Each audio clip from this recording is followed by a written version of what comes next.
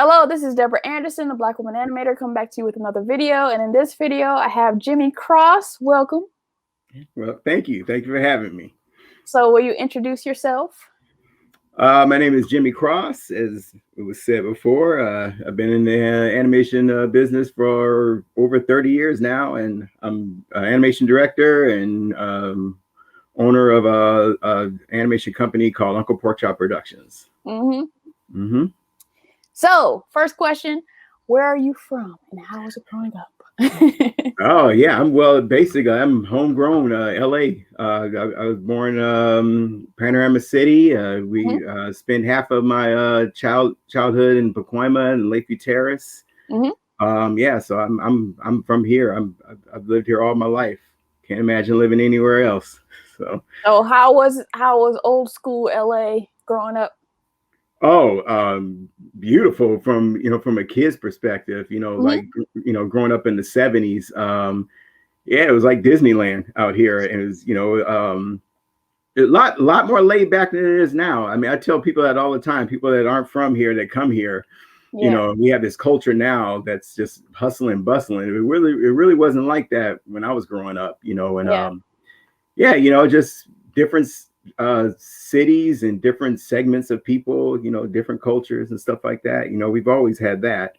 But yeah, it was just wonderful. Great childhood, growing up in LA, seeing all the, shoots and live shoots. I grew up right down the street where they filmed Terminator 2, the Players Club, stuff like that. Chips, they used to film Chips behind my house, and the Dukes of Hazzard, all that stuff. So it was kind of just sunk into Hollywood and everything. So yeah, it was great. So what was your journey in art and animation during your childhood? Pretty much like most of the animators and people out there that love art. I started, from what I can remember, I started at 3 and just drawing, stuff on TV. It's really funny because it kind of like everything kind of happened to me in like kind of a melting pot. You want to call it a gift? Yes, I call it a gift. I call it a gift from above. My grandfather was a cartoonist, and he was a cartoonist in the South in Alabama. He was one of the first Black comic strip artists out there, and he did sign painting. And his son, one of them was a fashion designer for Motown. He did the Michael Jackson glove, my Uncle Bill, and then my other Uncle Jack. He was a Jack Whitten. He was a fine artist, abstract artist in New York. So it's just my whole family. We have singers and musicians and people have been on television, and and so this is all gifts and talent from the family. But yeah, my first aware of the fact that I could draw stuff, that I just kept continuing to draw. I was probably about 4 to 5 years old when I was just constantly drawing and stuff like that, and just imitating characters and acting like characters, and just this huge imagination, and just wild, rambunctious, hyper little boy, What was your grandfather's name, just in case anybody wants to look it up? James Cross Senior. Actually, I'm the third. So we got my father, and then I'm the third. So he just from what my father tells me and what people tell me, they said that he was very, very, very, very talented. I've seen a couple of stuff that he did back in the day, but it's just I just, it's in the blood. My son's a great artist. He's a good artist right now, and he's 19. Well, one of my twins, he's 19. Yeah, so yeah, it's just something that just follows us, I guess. Yeah, I'm a twin too. Oh, okay. Yeah. I'm an artist. Like my brother is like a comedian. Oh, is that right? Free time, yeah. So, what were your parents support? Well, obvious, I guess. Like, were your parents supportive of your artistic interest? yeah, definitely. My mother and father, they split up by the time I was 3. So I have an older sister. She's like 10 years older than me. So basically, you know, my father lived a mile away from us and stuff like that, and he was very much in our lives, very, very strong in my life, very supportive. Yeah, my mother was very supportive as well, to the point to where, because I was in acting as well. I was in, you know, drama and doing stuff like that in high school, all through high school. Everybody thought that's what I was going to do, you know. But yeah, my mother put me into, you know how mothers are. They put me in this animation class, and this is during the I think it was around the time there was an animation strike in like 80 or 81 or 82. So she put me in this class in Northridge, and I'm 12 years old, 11, 12 years old. I'm in this class with all these professional animators and stuff like that. And, you know, they were teaching, you know, some of these people I know today, you know, teaching me how to animate. And, you know, and the one guy brought, you know, my mother brought me up the steps, and he was just like, oh, this is just some mother just trying to bring, you know, the boy probably can draw just a head in a circle. And, you know, but he saw the stuff I was doing. He says, you know, you know, I want to work with them, you know, and yeah, he taught me how to animate. I was working on the pencil test system, and I was obsessed with that thing when I was a kid, you know, and yeah, I think it was like one semester, but I got to know a lot of people. Leonard Robinson, he was one of the teachers there at the time, and he was, you know, and when I got further into animation, I remember hearing his voice. I was like, that voice sounds familiar, and I said, didn't you used to teach? You know, so yeah, you know, that was my first, you know, realm into, like, you know, people make a living doing this. This is how you know, people can do this. And, you know, just watching cartoons and movies and television, you know, it's just something that's just in my DNA. You know, it's just something, if I wasn't going to be drawing this stuff, I was going to be doing something in this industry, you know. So yeah. So my parents were very, very supportive, you know, very you know, I've been into a lot of art contests and some stuff for NAACP and all that stuff. My mother would have me in all that kind of stuff. So yeah, it was very, very supportive parents. And, you know, they're like, you know, because the fact that a lot of people in my family are, you know, they have like gifts and talents and stuff like that. So they were very aware of that, you know, and then my father in his own right, you know, building houses and being able to do stuff in carpentry and stuff like that. You know, he shuns himself a little bit, like, oh no, I don't do nothing, you know, but no, you know, he has his talents as well. It takes a lot of insight to do those kind of things, to build a house. Come on. Right. You know, so yeah. Yeah, my senior year of high school, I did the NAACP AXO thing. Yeah, that was me. Yeah. I did that too. Yep. And then I went to the nationals and like lost to a 10-year-old, but he got it. He was good, because I only did like this little motion graphics thing, and he did little animation. I was like, first of all, how do you know how to do that? Second of all, he deserved it. No, that's exactly. Remember AXO? That's exactly what it was. It was AXO. He had this thing down here in BlkWmnAnimator, and I went 2 years in a row to the thing and showed pictures. I drew this one big, huge thing of Voltron and stuff like that. But, you know, I don't remember if it was a contest or anything. I just remember that, you know, it was 2 times that I went to this thing. Yeah. So I'll read off some of your projects that you've done, and after I read it, you can feel free to add more. Sure. So Creepy Crawlers, What a Mess, Action Man, Is No Gout. I don't know how to say that. Is no good. Yes. Yeah, it's no good. Oh, okay, yeah.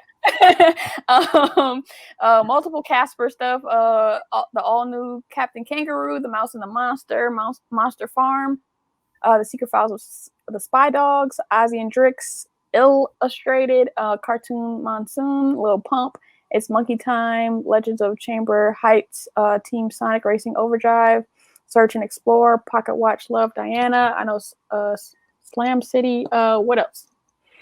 Oh yeah, a lot of stuff. A lot of stuff. Honestly, that's been uncredited too. You know, and then a lot of my jobs have been also working at companies, like a lot of startups that, you know, and kind of like starting up with the company and I honestly help building the company. Yeah. In a lot of ways. I spent 10 years at a company where I helped develop and created some stuff for the NFL Rush Zone. Yeah. It was a cartoon that was out on Nickelodeon. Well, we started first with the website and the world building and stuff like that. And that's where I got into, basically getting into more of the internet side of things. I figured, um, these jobs last a lot longer, because you're keeping a website alive. You're keeping something alive, rather than it being linear. Yeah. So I spend over 10, almost 11 years working on that and some other things that they had there that need to be directed. I led the art department there.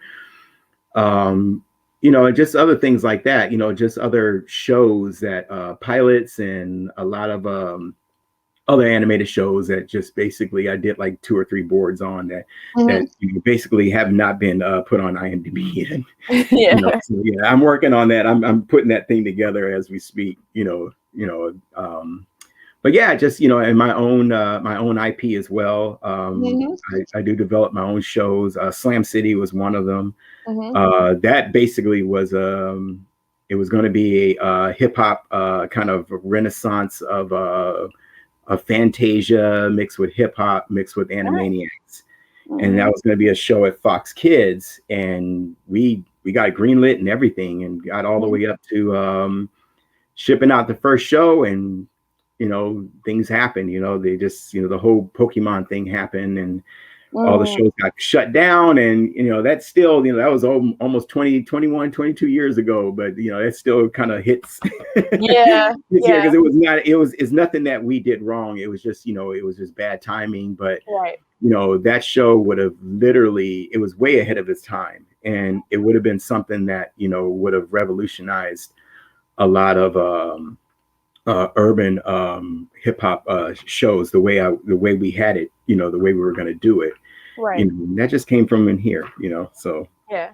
But yeah, and just a Monkey Time was another one that just basically I used my own money. It was a preschool show that I funded myself and put it out on distribute it myself and put that on DVD, and it was in Target and different stores like that. Worked with a distribution company, and I just I love inventing and put my own IP out there as well, as well as working on these shows, Yeah. So, like after Slam City, was there any other IP that you created that had to do with like cultural stuff? Yeah, pretty much. Well, yeah, I always try to put, when I'm creating something, I always try to put some kind of diversity in there, all the time. With Monkey Time, my lead, my lead human character in that, she was a Korean woman, and Slam City, of course, different mixtures of different cultures, and then I had another cartoon that I sold to Warner Brothers. It was called Big Bear and Nook. And it was an Inuit character and a polar bear, and they were brothers that fought crime and stuff like that, and secret spies. So yeah, I try my best, and especially some of the stuff I'm developing right now. Then I'm working with a Japanese company where I'm trying to diversify that as well, with just characters you never thought would be in these situations. So yeah, I really have a lot of fun doing that. Yeah, I remember. So Backyardigans was after my time, but research. But I remember watching like Backyardigans and hearing like Uniqua and Tyrell. Yeah, Uniqua. Like, this is right. There's a Black woman behind Backyardigans, so yeah, was cool.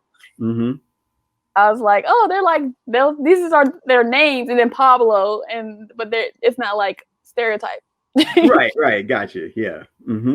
So what were you biggest breakthrough in your career, or have you had multiple? Yeah, I've had multiple. My biggest one so far right now, my biggest career basically is my biggest breakthrough.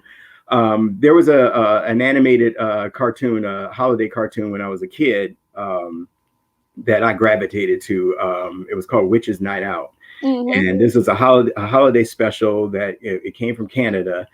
And when I saw that cartoon as a kid, I literally just lost my mind. I said, there's something about this cartoon that I love, and I never saw it again for a while until I got older. And then when I got older, I was like, when I was into animation in high school and stuff like that, I said, I gotta get to know who these people are, because this cartoon, I still have a strong connection to it. So when the internet hit, I went and looked for the creator. It's a long story. My wife is better at telling the story, but I mean, it's I over the years, I just try to find out more about who did this, who worked on this. I looked at the credits and saw who did it, but there was really not that much information on it. Right.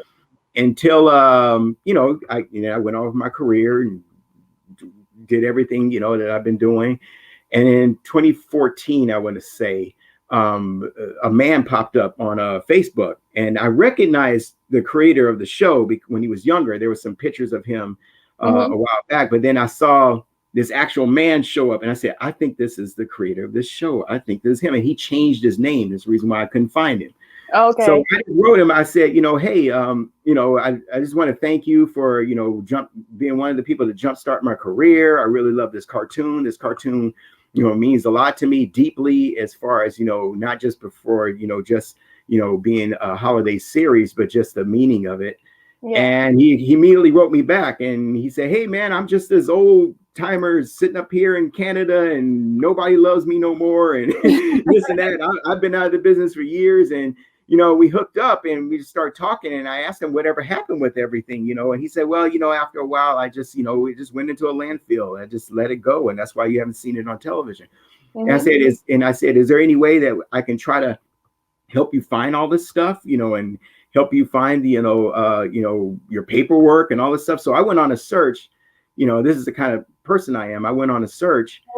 And I found all of the rights. I found everything that that he had lost over the years in the cartoon, and we found the negatives, and I found those. They were sitting in some warehouse somewhere, And so I partnered up with him, and I restored the film, got it on digital, and got distribution for it in 2015.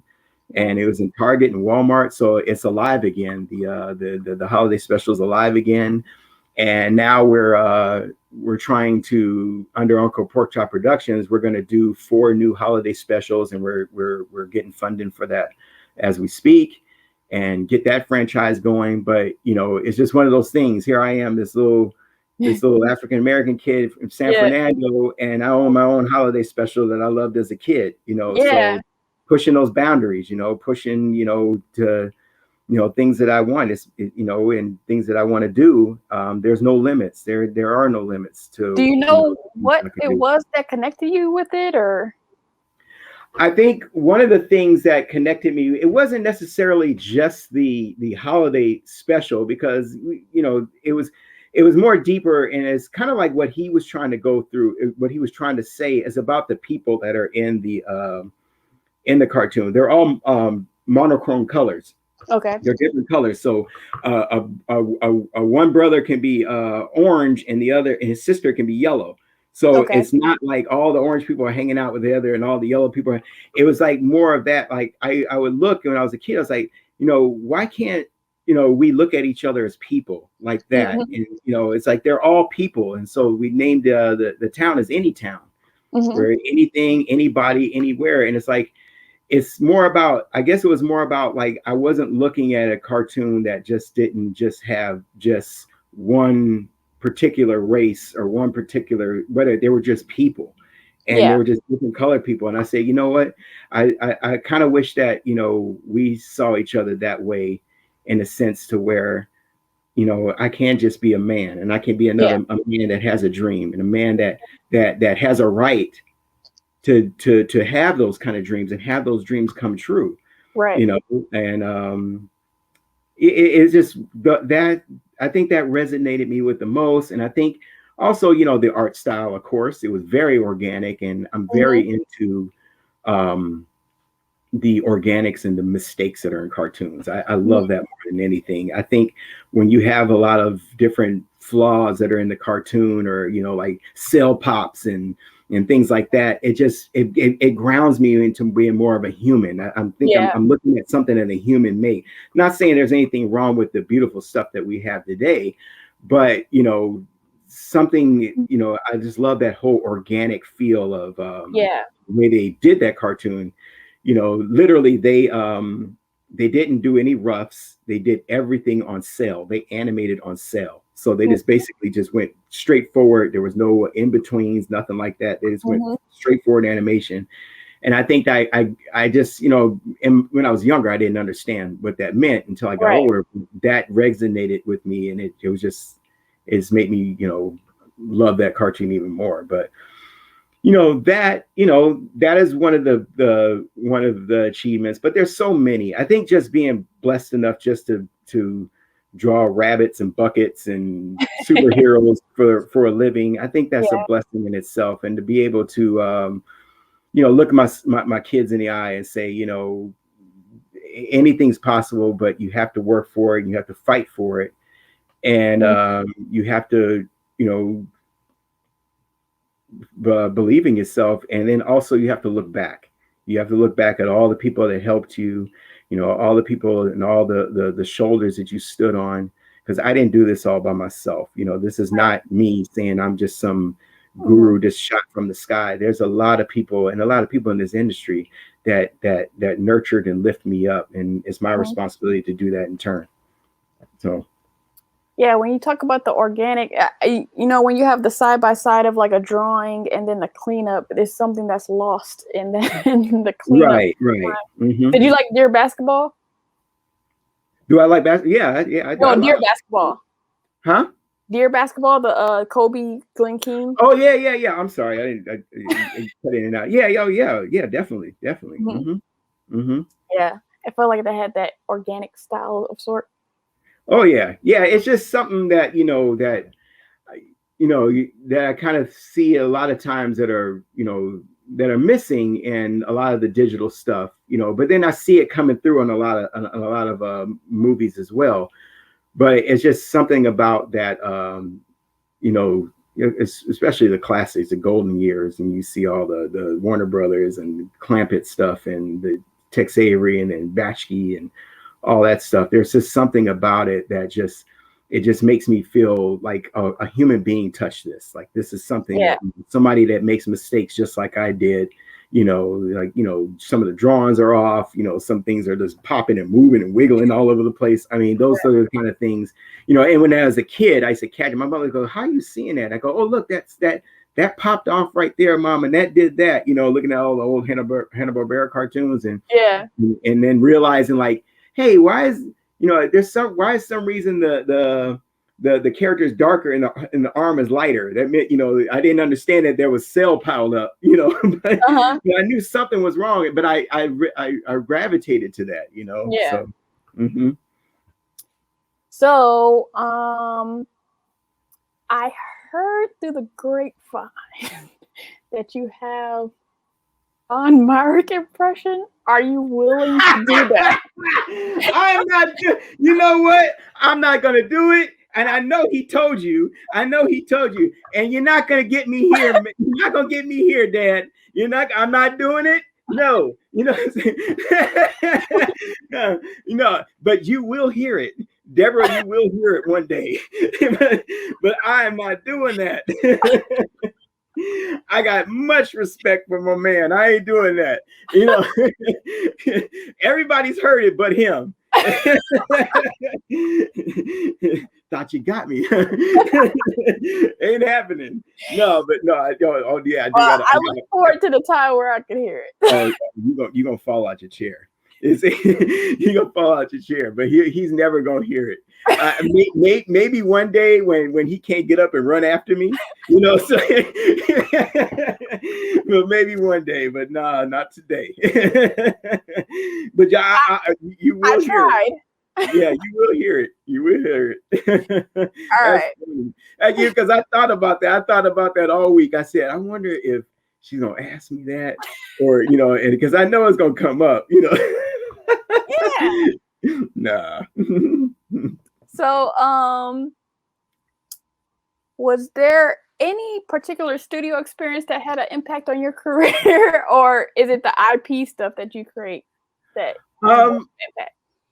I think that's a good question.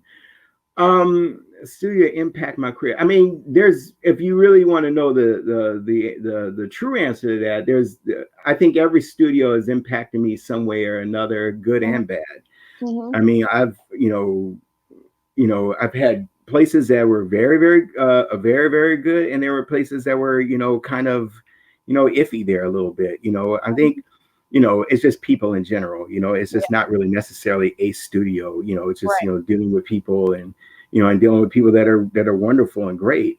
I would like to say that I got my School of Hard Knocks working at Saban in Fox Kids. That's where, basically most of my 20s were there, and I learned a lot there. And before that, I was at Deke, and that was more of a development. That's where I learned the art of developing shows and stuff, like, because I did it when I was a kid. I just didn't know what I was doing. Like, I would write in these notebooks and stuff like that and develop my characters, and that was just stuff I was just doing on my own. But when I got there, I homed in on, like, how to develop characters and how to develop things and put things together and things like that. But I think my Saban years were really, really good because we were all young and we were in there with these extremely, extremely talented directors and producers. Ron was one of them, Kent Butterworth. You see people going in and out that they knew and that I got to meet, and most of these gentlemen and ladies, they worked on Slam City as well, so it was a very, very good breeding ground for people that went off and did really, really wonderful things, so, that, and then just, I think working on the NFL experience, I think that's when I kind of like came into my own as a leader, more or less. That was kind of, that was in 2006, 7, all the way up till 2013, where I really became my own entity, where I was developing and creating these worlds and working with different people and executives and things like that, where that's where I kind of like started maturing into, becoming more of like I said, a leader and a mentor, more or less. But I think I've always had this dream of using this animation industry as a stepping stone to basically tell my own stories and to help other people tell their stories and to become my own person in this industry and to bring others, with me. I've always had this dream to have my own. I like I said, in the business, I've pretty much done everything, everything, every medium, writing and creating and boards and characters and, even painting, even editing, all that stuff. So I'm trying to bring all these things into a gumbo of what I'm trying to do right now. And, it's just putting the building blocks together one step at a time, very carefully, and making sure that, your foundation is strong. So, yeah. Was it a different experience working restaurant, or was like the NFL just giving the money and you all had control? Or I think with that one, it was more, because I basically started at the studio from day one. I mean, literally, they were moving desks in, and people were just sitting down. And I think, excuse me, I was like artist number 2, and they already had an idea what they wanted to do with this thing. They wanted to make it an NFL experience, and we had a really, really, really creative executive there who kind of shifted them into a direction of, hey, you guys don't want to just do a one-off. why don't you guys do an experience, something to where, kids can come in and, and suit up and talk and chat and play games and things like that. So when I came in, that part was already established that they wanted to do that. As I came in as, as an artist inventing and creating some of these characters, and they had an art director that was there at the time who was, he was hands-on, hands-off kind of, director. And he just let me go to town and just create all these things. And I would create these drawings and stuff like that. And we had other animators and artists that were there, blending in and putting things in as well, and it turned out to be something that lasted for a long, long time, and it got, and in NFL, we're very happy. I got to go to Super Bowl, and got to see all my characters and drawings up on these huge, giant poles and things like that. I got to dress up in one of my characters in a costume, and some kid hit me in the head, and so I'm a holler and get this thing off of me, and my kids grew up in it, and they saw it throughout the years, and but it was a fun time, but all things have to end, Yeah. So, yeah. So I heard you were in love with the group Bone Thugs and Harmony. You talked to Ron.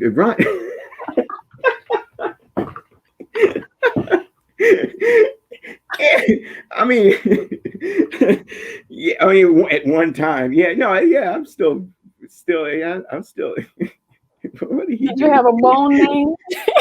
For me, I'm a Crossbone. Yeah, Crossbone. Yeah, there you go. No, I really liked them when I was a kid. I'm into all kinds of music. I'm into all kinds of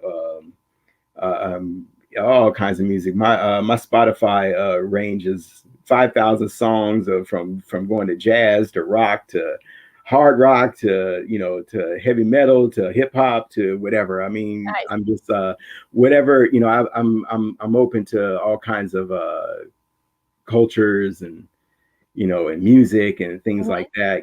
So yeah, anything that catches my heart, I pretty much gravitate to. But at one time they were pretty much my favorite my favorite group. I think it's just because of just some of the things they were saying and just the realness of their where they came from and things like that. I just I did like them at this is where we talking about 99 2000 around so yeah, but just we grow with music. Yeah. So can you tell me where Uncle Pork Chop come from? Okay. Everybody asked that. So well, I basically started it in 2008 when I did the Monkey Time thing, but it just never let's see, I never had it down packed to what I really wanted to do because I was still learning out there in this business and still learning different things. I was still trying to get myself into a place to where, if I said something, I knew what I was talking about, like especially now, I'm directing now and stuff like that, and producing, and I wanted to get more of those kind of credits going and more of those kind of things in my life so that, when I did become Uncle Pork Chop, become this person, I had all this stuff, the experience and season to do this stuff. So the name came from basically, my niece is, she's what, 38 now, 38, almost 40. Yeah, she's when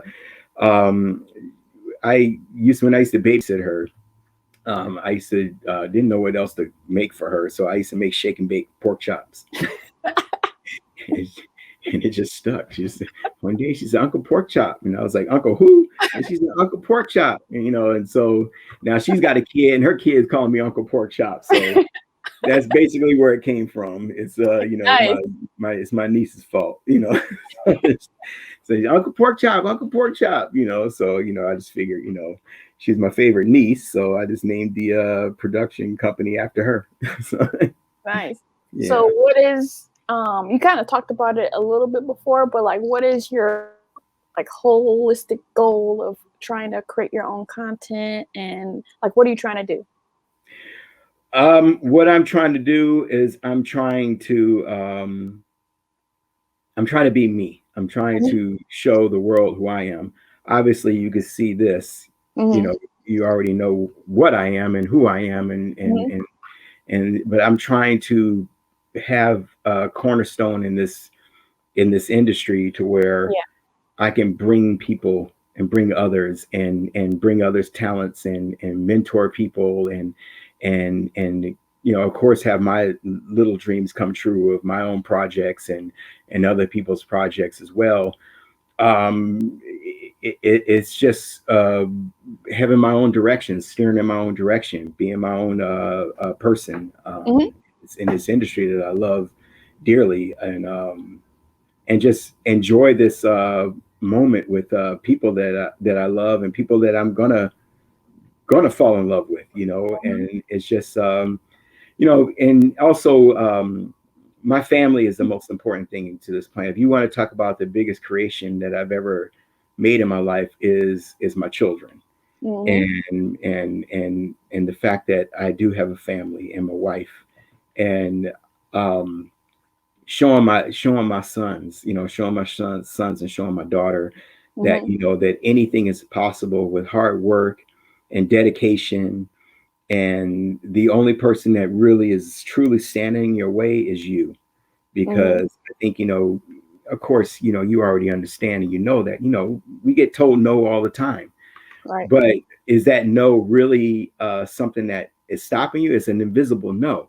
Mhm. I'm going around that and I'm gonna find a way to make it a yes, you Right. know, and it's gonna happen. And it's just one of those things that, you know, it never ends. You never, like, I don't think there's really I mean, when you ask that question, I really don't think there's really a goal. It's just places that I want to be and where I want to Mhm. go in this life. Mhm. You know, I don't consider myself retiring.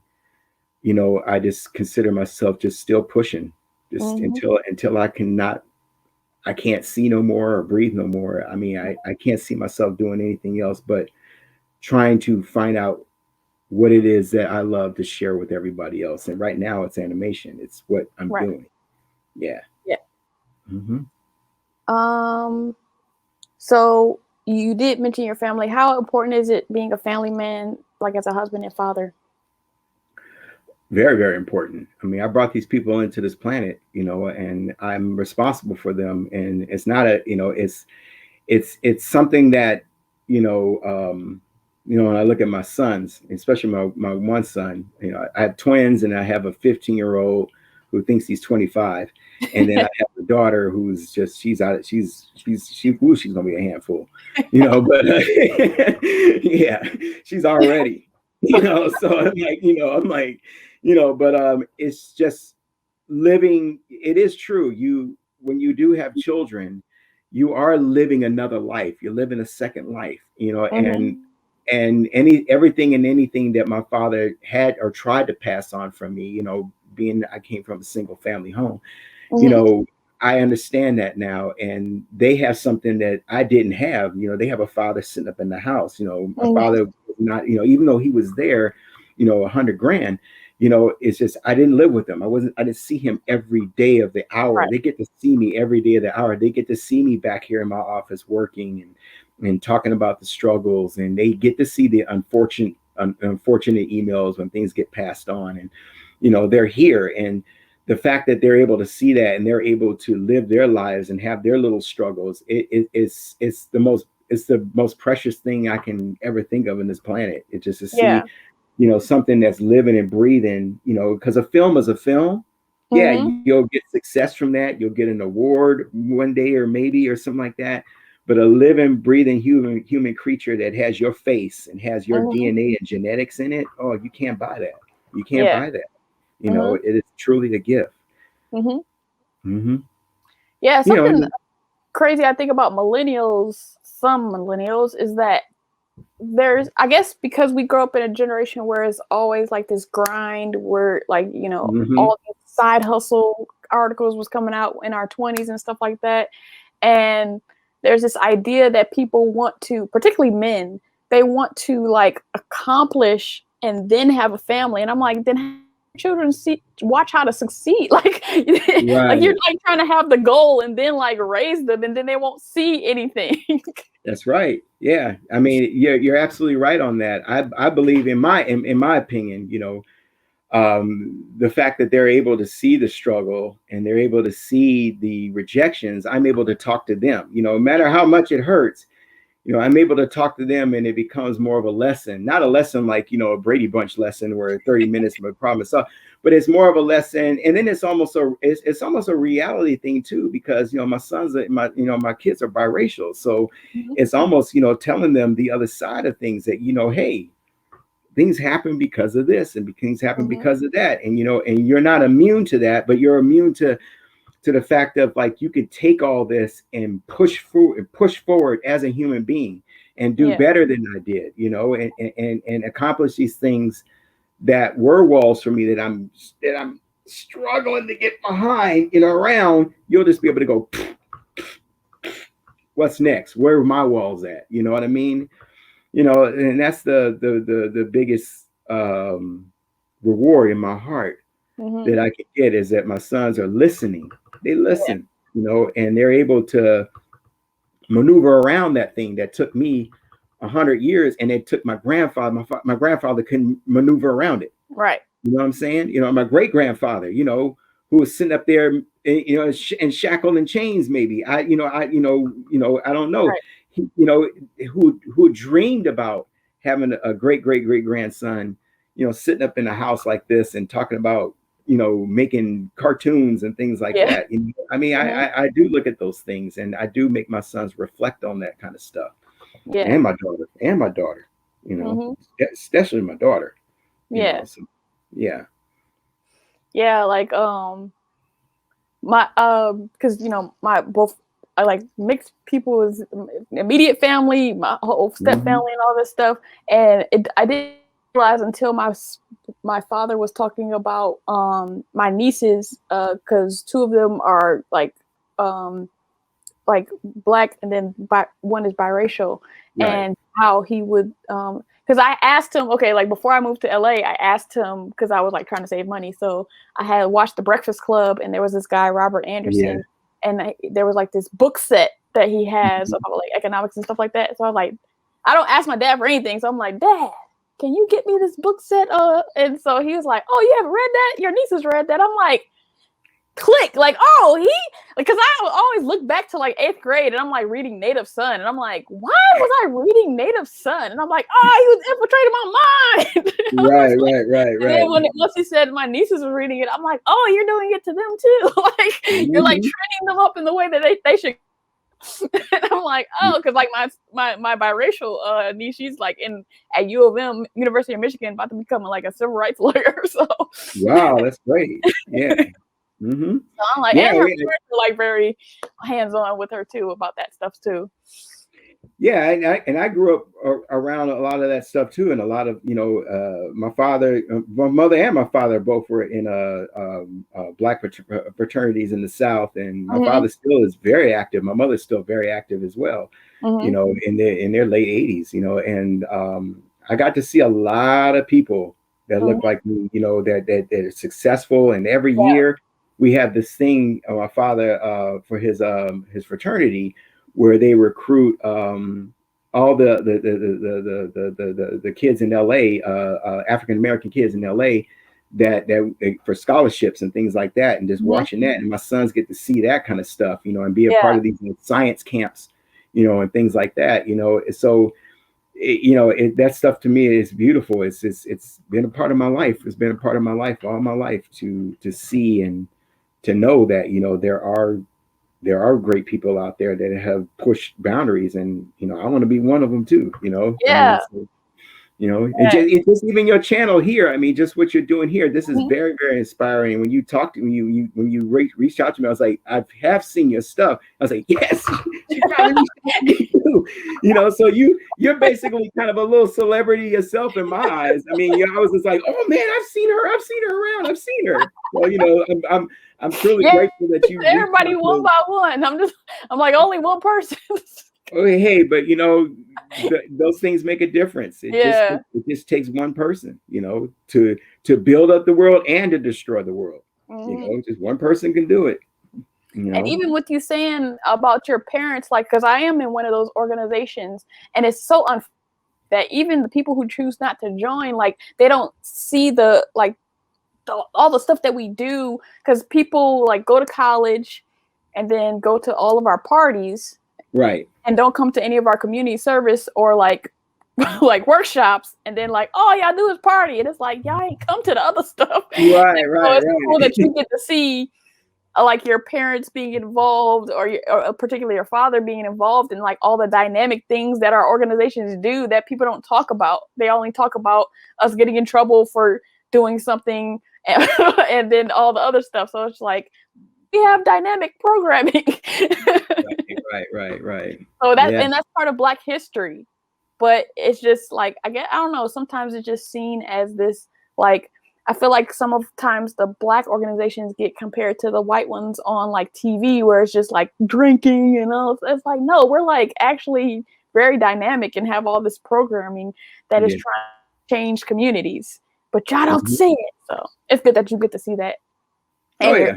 sons, There's and your children. and there's plenty of others that see as well. I mean, there's people that watch and they see, and I think everybody in the world just wants to have, they want to have a positive experience, and positive outreach to people, and that comes with time, Yeah.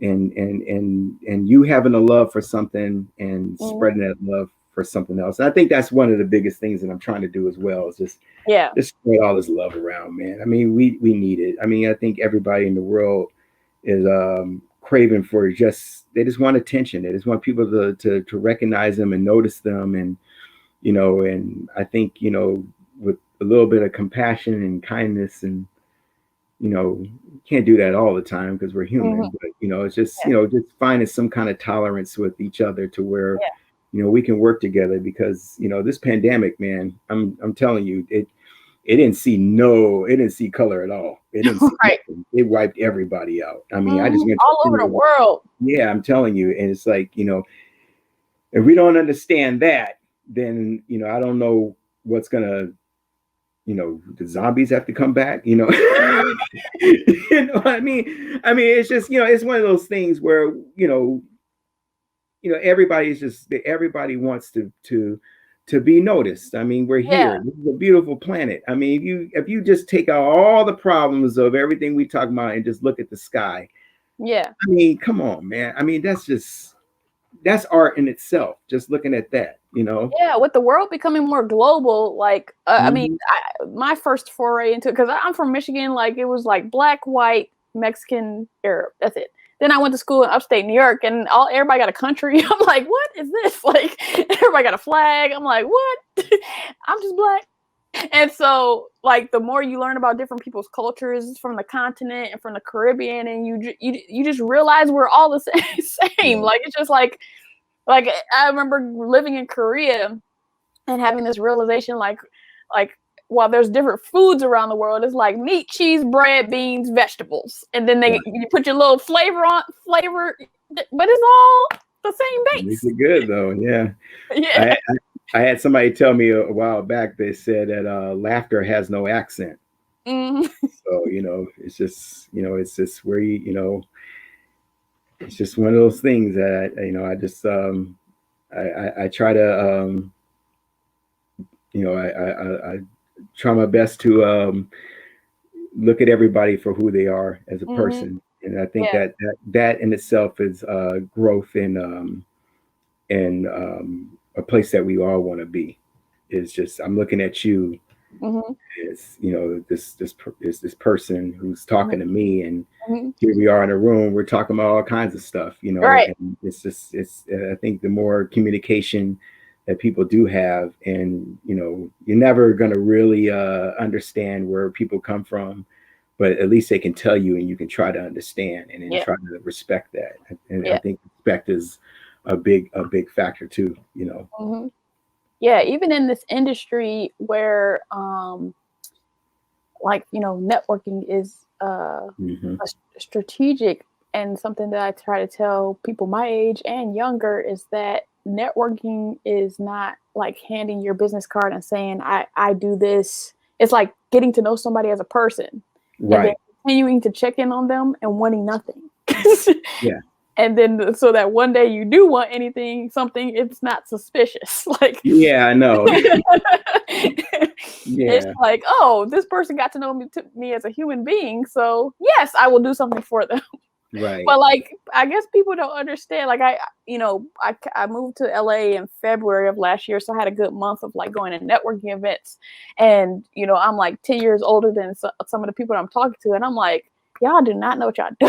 like, like just like handing out business. I'm like, talk to me. Right. Right. Right. I needed a job, but still, like y'all, I just like y'all is not. This is not how you do it. Well, yeah. Sometimes I see that a lot, especially like when I'm directing a show or something like that. A lot of artists they're very introverted, and Yeah. and the thing that happened to me, this is the thing that really happened to me. I was very a social butterfly when I was a kid, and I was doing acting, and I was just hyper and all over the place. But the more I've gotten deeper into this business in the years, I've gotten a little bit more introverted, and gotten shyer for some reason. And right now, I'm very, very, very shy. If I mean, you couldn't tell. I mean, because I'm trying to give you a good, but no, but I've gotten very, very more as I've gotten older. I've gotten more privater and secludeder and just more, into myself. So I do understand when some of these kids are very, very introverted. They're kind of scared to talk to people and kind of scared to do this. And I try to bring that out of them. And usually after a couple of months with me, they're able to talk and present themselves and and make them feel good about themselves and things like that. But networking is very important. But networking for the sense of just trying to just tell people who you are. I mean, just be yourself. I mean, and being able to honestly to walk into these different places. And I've learned this in the past like 10 years, just how to read a room. Just where know who all the players are, where this is, where that is. Sometimes you get blindsided by things, but just reading who's who and who's what, and and where can I fit in here, not force yourself in, but where can I fit into this, because not everybody in the universe wants to be a creator. Not everybody in the universe wants to be the top storyboard artists or something like that. They just want to make cartoons, and they just want to go home, and they got other hobbies, other talents, stuff like that and everything. So you just got to figure out where your place is in this industry, and figure out like, what can you do to branch off on your own, to be your own person if that's what you want. Or maybe you just want to be an animator for the rest of your life, and that's beautiful too, because you're just making beautiful artwork for me to look at. Right. So it's just, it varies with people. It's just, some people are very shy, and some people are just very, very outgoing, and so I always say I play an extrovert on TV, but because of that, I'm a strategic introvert. And so because like I'm an introvert in the true definition, where interacting with people sucks the energy out of me, so I'll be like tired. And so I remember going to one networking event. I don't even know how this came to my mind, but it was like the woman who was checking people in. I thought to ask her, so who should I be talking to? Because I did talk to a lot of people at the event, but I wanted to talk to the people who could give me a job first. Yeah. Yeah. When I was new to LA, I'm like, so who should I be talking to? And then that was the non-strategic part of that was that, like, I'm TV film, so that was like a game thing. And then the next day I go to a creator society thing, and I'm just like tired, so I'm just sitting on the couch like, I have no energy for any of you, and you are my people. Like, so sorry. Like, I just can't. Yeah. So yeah. No, my biggest thing has always been, I've always had this kind of like urge to get information for myself. It's something I need. So if I will call up a network, and I will call up a television station, and I will talk to the head president of Fox Kids. I have no problems with that whatsoever. Yeah. You know, because it's a piece that I need. Yeah. You know, I don't know. That's kind of hard. I'm trying to think back when I was young, because it was different when I was younger, because literally you just brought your portfolio in, Yeah. sitting right there with the director, and he was talking to you, and you know, and he would, you know, and they were a lot more helpful then. You know, like one of the first person that I ever, not when I was 12, but when I got into the industry, like really started working, was Chuck Patton. Was he looked at my portfolio and he said, you know what? He goes, I really like your stuff a lot. And he said, you're more leaning towards this cartoony stuff. He goes, let me introduce you to this person over here. Right. You know, and that literally kind of launched me off into Deke, you know, and so I try my best to keep that old school kind of feeling when I talk to artists and stuff like that and everything. I get really excited when I talk to artists and see their artwork and stuff, you know, because that's how it used to be. It used to, you know, Ron was one of those people. He just saw my stuff and you know, it would help me, you know, when I was in development and things like that, you know, and it's just, I don't know if that's missing now. I don't know if that's there anymore. I don't really know, you know. If it's like a machine where you have to submit your resume, you know, and then you might have to submit the same thing that are on your resume. Like, that doesn't. I don't do well with that. You know, I just, that doesn't do. You know, that's not really. You know, and of course now, because you know technology opens a lot of doors. You know, where, you know, and I can't down technology, because once I started Flash animation back in the day, that literally has kept me, you know, not Flash itself, but the digital stuff has kept me alive, you know, because we're not drawing stuff on paper anymore, right? You know, so but yeah, I do miss that whole one-on-one kind of thing where you have these guys that were the pioneers that did all the fighting for us. They're teaching you, so you know, I do miss that, and I try my best to, and I do that, you know, especially for these kids now who their only reference is watching what's on television, or you know, you see their artwork, you see their portfolios, and they got all this Adventure Time stuff in there, but they don't know where that came from. They don't know where did the hose rubbery arms come from, like you know, where did that start, that you know, and why those cartoons have those designs in it, because they're paying homage to something that happened over 50 years ago. You know, some cartoon back then, you know. So those are the kind of things that you want to kind of instill in young artists, is the history of it, you know. You know, not just watching these documentaries, but really dig back on, you know, who did the artwork and who did this, and why did this turn this way, and why did that, you know, go in this direction, you know, and then take that and go to the future with something, you know, something unique and different. So earlier you mentioned that one of your twins is artistic. Does he want to do anything with that professionally, or?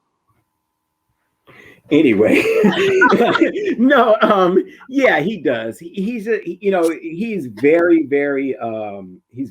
left side. I mean, extremely left side, where, you know, I'm extremely on that end too. But you know, I do have another some sense of business, you know, and he's very on this end, and he does this. He started doing like this graffiti stuff in the beginning, and now he does these characters. They're just insane, crazy. I go, you know, son, I mean, we got to at least put this stuff online or something, you know. And then he'll just drift off to something else creative, and it's like, okay, I you know, whenever you're ready, if this is, you know, maybe you saw how hard it was for me, you know, so you know, but yeah, he's very he can go from that to like taking a bunch of leaves and putting them on a canvas, and you know, and oh, this is art, you know. You know, so you know, and I go, hey, you do you, because you're wonderful. But yeah, he does look at it. I think he's worse than I am, but being restrained. You know, like I don't like being restrained to like, this is who you're going to be for the rest of your life.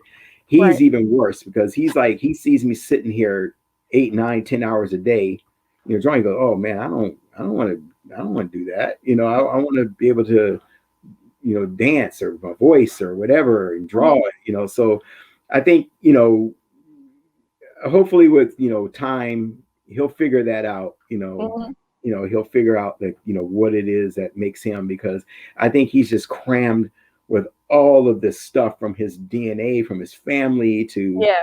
just himself in general and gifts that he's given. I think that it's just a lot for him to grab onto, Yeah. and hopefully he'll grab something. I mean, I'll be proud of him no matter what. So Yeah, I feel like I should send you. There's this artist out of New Orleans because I lived in New Orleans before, named B Mike, and so maybe he'll like some of his stuff. okay, Like he's like a muralist, but he's also worked with like Nike and all these big things because he's more out in the world where he's like doing murals, doing like he yeah, does he's stuff. probably Paint. heard of him. Yeah, Mm-hmm. so Mm-hmm. um, just in case he hasn't, I'll send Yeah, you yeah, definitely. that. Thank you, thank you for that, because I try my best not to steer him into a direction, but I just Mhm. kind of listen to him, and he already knows the gist with me. He shows me something, I go, oh yeah, that's cool, but I don't like sit down with him, and I did it probably Yeah. once or twice where I sat down with him and said, just do your eye line like this and do Mhm. this, but I've never really sat down with him. I just watch him do his thing. And obviously, this is where I came back from the beginning. He Mhm. is watching me, Mhm. and that's where it's very important. And I talked about before about kids, they're watching you. They're Yeah. watching, you watched your parents, I watched mine, they're Yeah. watching. So I owe a responsibility to my children to be a better person, to be a better a man. Mhm. Mm-hmm. So, what? Let's see. Why do you find talking to young artists important? Like going out and doing like speaking engagements and stuff. Um, I think um, I think it's very important because I'm still young at heart. I still have a lot to learn. I'm not anywhere where I want to be Mhm. in life in general. I think it just keeps going. I think life Yeah. just keeps going, and you just keep learning. You keep, oh, okay, I didn't feel that way yesterday. Now I feel that way today, and that's the beauty of life. Is that you're like a potted plant. Either you die or you just keep moving and keep blooming. Mhm. And I believe that by having that and seeing these people come in, it was just very important to me because there are people, executives. I'm not just talking about art directors. I'm talking about executives. And there's some people that you've had on here that literally have helped me, and I've seen them, and they're so strong. Like Sydney Clifton is one of them. That's my sister. Mhm. She, just watching her and watching other people like her, you know, they've helped me. And I I've always looked back. I've always looked back at, and look back at people, and hey man, you need to come up here with me. You need to come up here. And that's what I feel about all these young artists, that they're coming in here, and especially the ones that, I do believe that, I do believe this one thing, and that there's some people that come in here and they just have a gift. They Mhm. have a gift, and there's just something you can't teach them. They're Mhm. coming in here with this raw talent that's coming from their heart. And those are the people I really, really, really gravitate to, because I believe that I came in here. I'm not the best artist in the world. I never claimed to be. I never Mhm. claimed to be where I want to be, but I Mhm. do draw and I do everything with my heart. Mhm. And when I see that, I gotta talk to that person. I have to Mhm. help that person. I help everybody in general, but I do resonate a lot of people that have heart and soul, and they really, really are bringing themselves in here, no matter how crazy and weird they are or how Right. normal they are. I gravitate to those people, because those are the next people that literally are going to either change the world, change it for the greater good. Mhm. But I do believe that, because the fact that, there were mentors and people that gravitated towards me to help me, learn the hard knocks, learn, that it isn't all Disneyland. It is Mhm. work, Mhm. that, you do get laid off and you may not have a job for 6 months or 7 or 8 months, and, Mhm. stuff like that. Um, I try to bring the reality into the business, but then also the growth and what you can get out of this business as well.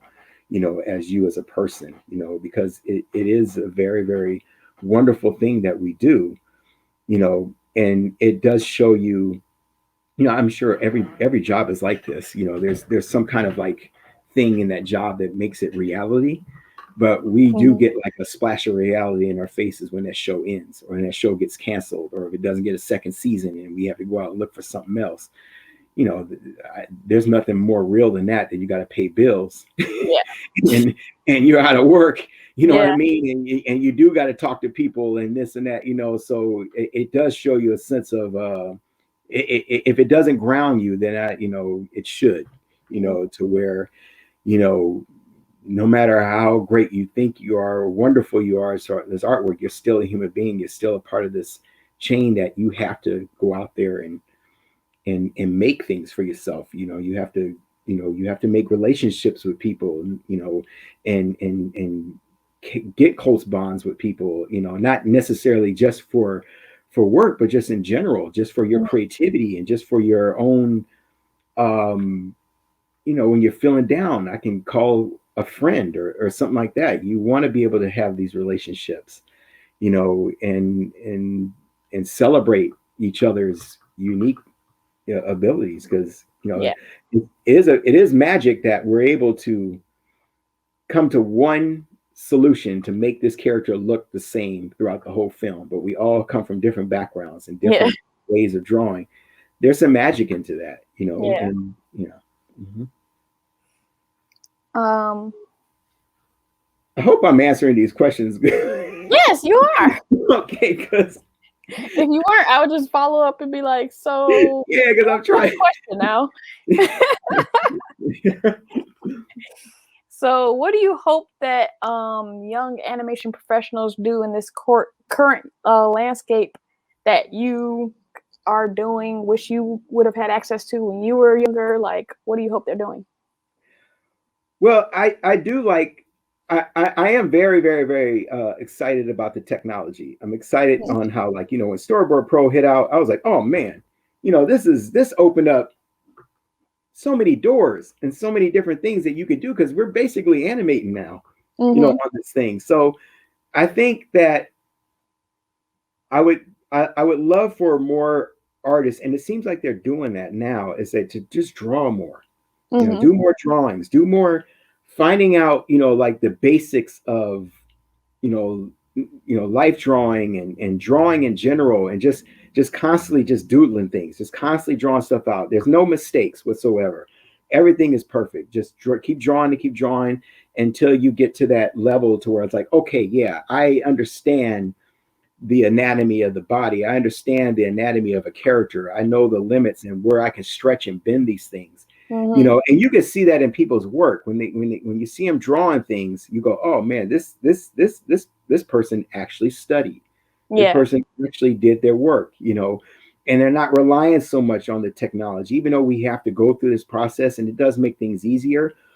I do encourage a lot of people that know the technology back and forth, oh yeah, I know all the codes and and I said, okay, but when those lights shut off, are you able to sit down and draw something on a piece of paper? Are you able to do that? And if you're able to do that, then you're blending the two things together. I don't, I would wish a lot of the young people would not lean so far into the technology of just, that's the end all be all. It's this other side of it too, because you're a human being. This is organic.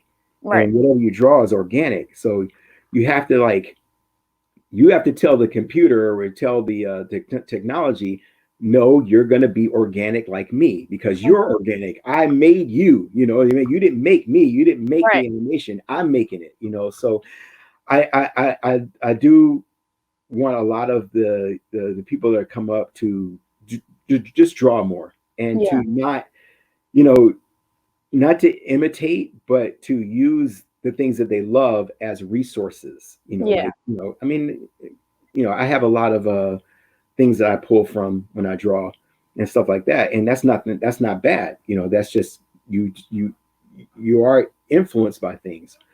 But to be a clone is not good. I don't think, I don't think you should set out to just clone yourself into Yeah. something else, but to branch yourself out into things that you think that are very, very impossible for you to do it. Mm-hmm. I mean, I pretty much did with everything, in my career. I things that were, that's painful. Oh man, I'll do it anyway, and I'll learn it. You know what I mean? And Yeah. I put that in my backpack. Mm-hmm. I'm gonna need it later. Yeah. And, mm-hmm. Yeah. I remember telling my students last week that I had a class. I don't know if it was my gesture drawing class or a different class where I had an assignment um, where we had to combine two to three different animals and do the skeleton, like draw the skeletal structure.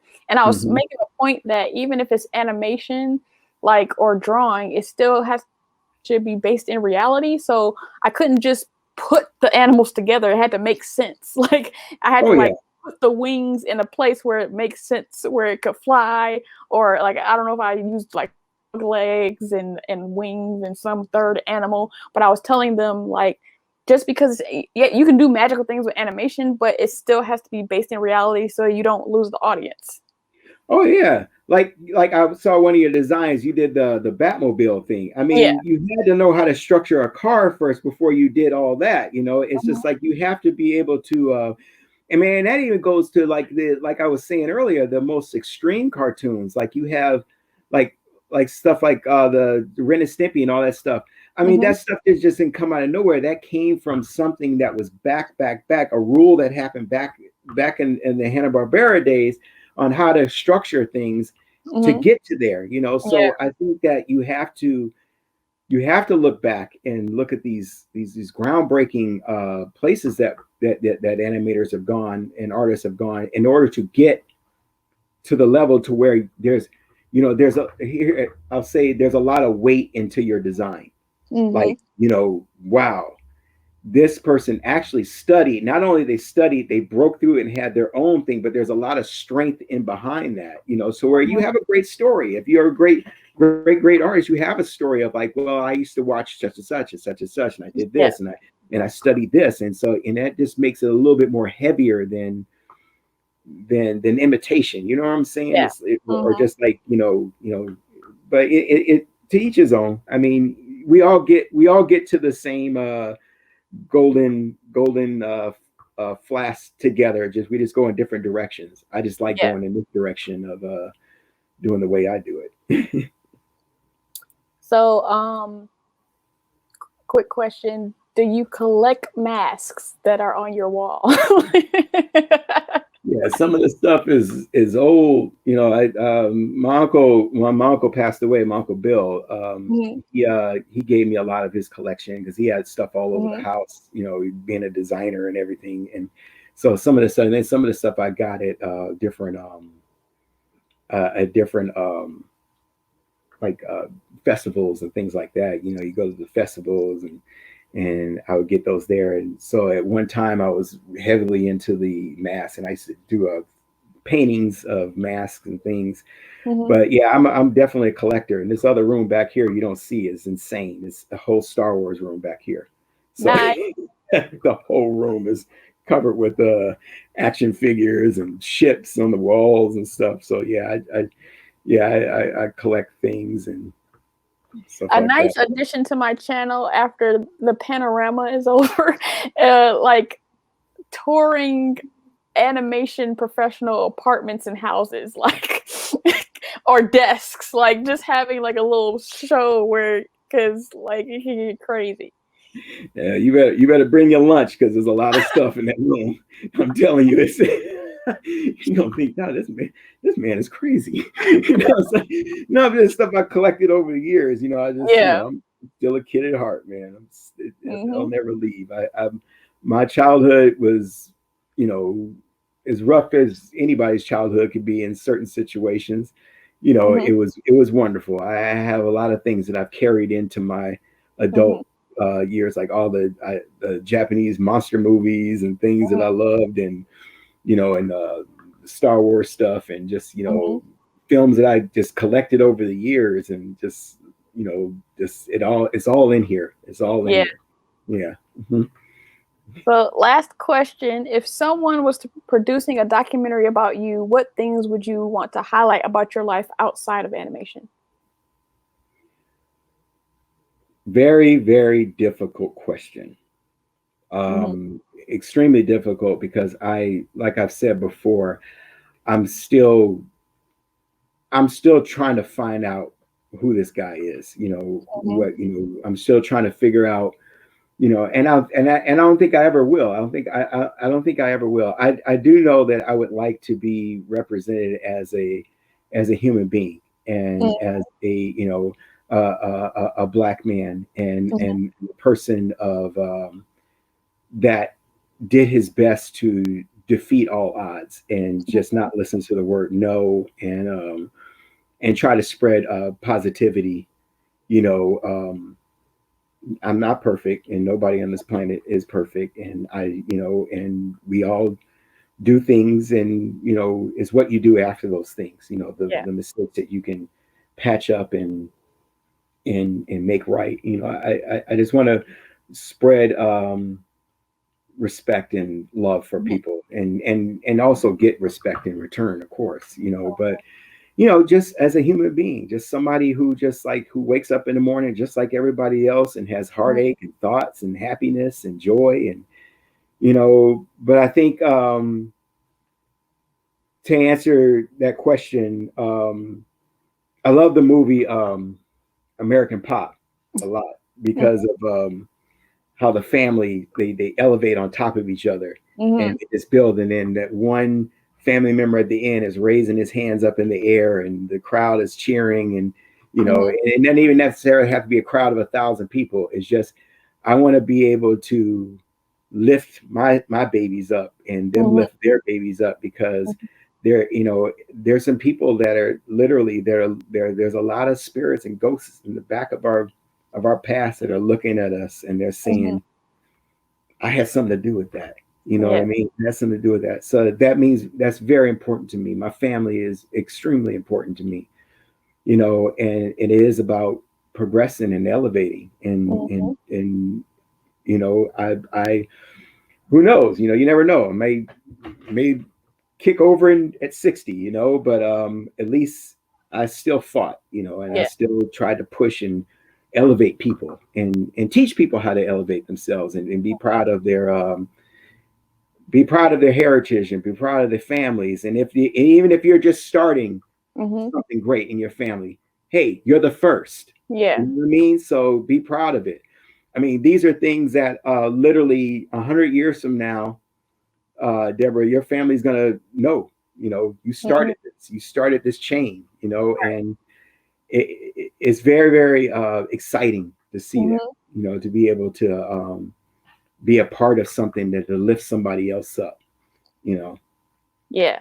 so I that. feel like I'm taking what my parents, like both my father and my mother, like to like keep things. So like with my mom, she lost Mhm. some of it because she was living in North Carolina and she lost some of it. But my dad has a lot of our drawings. Like my older sister uh, drew and stuff like that, and she Mhm. didn't go into it. She like did hair or whatever. But like they like keep things, and so my next level of that is like I do video things. So like I remember I have this video, like I had graduated from college and I'm like interviewing myself. I don't know. And I'm just like, this is so weird. But hey, I got my answers to some questions from when I was like 21. Right, right. Mhm. So It's funny. It's funny to go back and see stuff like that and go, "Oh man," But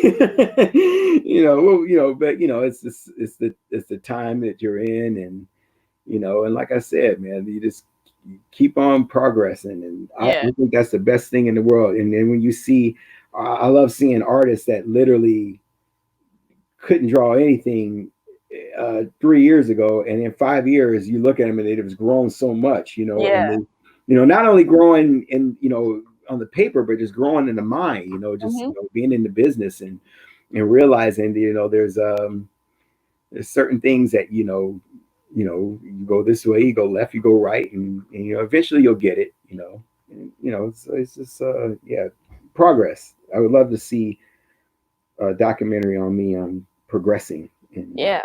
and becoming Mm-hmm. that person that I want to know. Yeah, that makes me think of the idea, like, so I watched these YouTubers, and there was this journey for the wife, like the guy is a comedian, and he has all like a bunch of podcasts, but he has a podcast with his wife. And the Mm-hmm. wife just had this journey where she's finally given up on saying she's not creative, because like non-creative people have this Mm-hmm. idea about creative people, where yes, some of us are born with talent, but there's also this work that we put into it. And Right. so she's like, well, I'm not creative because I have to get ideas from other places, or I have to, and it's like like her husband is like a creative, and then their friend is a creative, and like everything she's saying is what creative people go through. Exactly. Like, what are you? So they're like trying to tell her, like, but so that means you're creative, but non-creative people think that it's just easy for us, and they're like, no, we put in work too. Like, I it's put not. in a lot They're of like, work. well, this is hard. It's hard for us. We just keep going. And a lot of that comes down to, and is a lot of artists. The sensitivity level is up to a 15 on a lot of people, and you're sitting up in there. You don't realize, get out your own way. You're your own way. That you got to let the stuff flow, and you got to let stuff that you've seen. Because how am I gonna? Here's the thing. How am I ever gonna create something if I can't see it? Right. If I'm looking at a yellow pen and I want to make a cartoon about a yellow pen in a yellow world, and he fights with another a group of things, it's because I saw it. So the reference is there. Yes, everybody on the planet is doing that. They're seeing reference. Right. I mean, if I'm drawing, that's what life drawing is. It's called life drawing, because you're seeing life. Right. You know what I mean? You can't just close your eyes and go, oh, then I got it all. No. If you're gonna draw a chair, you saw a chair before in your Yeah. life. Okay, it's not, So I think when some people, they just like, because art is subjective, Yeah. and people see art and they go, I see this and this, I see that, and you get all these people with these wine glasses all around you and stuff. And it's like, no, that dude saw a chair and his Right. imagination went wild, and the chair has eyes all on it now. You know what I mean? So, Yeah. but it's a gift still. I'm not gonna deny that. And anybody Right. that creates something is wonderful. It's a gift. Yeah. But it's reference. You're pulling all this stuff into this wonderful thing you got between your ears, and you're putting it back out.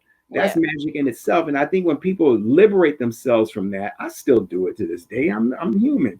If people start liberating themselves through that this stuff will just flow right out of you, because at the end of the day, you got to fall asleep with this creative person. You got to wake up with this creative person. Yeah. That critic is not waking up with you. Yeah. You have to, you got to go your own way, and yeah, that drives me crazy. But, I've done it before, and many other artists have done it, where they just kind of like, oh, I'm not creative because this person's. Yeah. And then when you were talking about the person who couldn't draw and then grows, it's like the Michael Jordan effect. Talent only takes you so far. He didn't make his first team. He worked hard. Like Michael Jackson worked hard. Like, he had talent, but he also worked his butt off. Prince worked his butt off. Like, Beyonce worked her butt off. Exactly. Like one of my heroes, Bruce Lee. I thought that was just genetic. Oh, he was just, and then I saw this one of the Game of Death video where he it was outtakes, and he's hitting himself in the head with the nunchucks and swinging and cussing and stuff. I was like, oh, and he fell on his butt. I was like, oh my God, okay, they are human beings, right? And that's what makes them beautiful, because they do make mistakes. Going back to what I was saying about mistakes in cartoons, I love it. I don't look at it as a bad thing. I look at it as, oh, that's a human being, and that connects me to that person. Yeah. So yeah. So where can people see all your work and follow you and get in contact with you? So I have my own personal portfolio website, and that's jimmycross.com. And then I have thewitchesnightout.com. That's about the film and the direction we're going. The Anytown holiday series, that's what we're trying to create to make 4 new holiday specials with these the franchise characters. I wrote those and hopefully, you know, I'm going to produce and direct those all through Uncle Porkchop Productions when we get the funding. You can also reach me at uncleporkchop.com and check on, see, you know, we got clients coming in now, and you know, and things are starting to really move now with the company. So yeah, and that's gonna, you know, they can catch me there, and then Instagram, I have a Jimmy Cross Animation Instagram there where I put up some drawings and stuff like that every once in a while. But yeah, that's pretty much it. And all these websites are linked to one another, so you can go down my Jimmy Cross rabbit hole and I'll put them in the description as well. So yeah, sure. You know, as I sent you yesterday, I was like, oh man, I wonder if she get this and get that, you know, and stuff like that, you know, because there's a lot more stuff that I got it all. Yeah, yeah, exactly. So yeah, those places, yeah, that's where you can find me. So thank you so much for sitting down with me and let me highlight you as a human being. Yeah, thank you so much. Definitely. Thank you, and thank you for having me. Yeah, it's you know, thanks for finding me. You know, thanks for finding, you know, all of us. You know, thanks for you know, making these kind of things possible so that people can see that, you know, hey, I could do this too. You know. Yeah, definitely. That's why I like it to be video instead of a podcast, because I want people to see people who look like them. Right. Exactly. Yeah, it's very great. It's really good. So to everyone out there, I want you to like So I Know It's Real, comment and tell me how you feel, subscribe to Citadel, and sign up for post notifications to show your zeal. And I'll see you in the next video. Peace.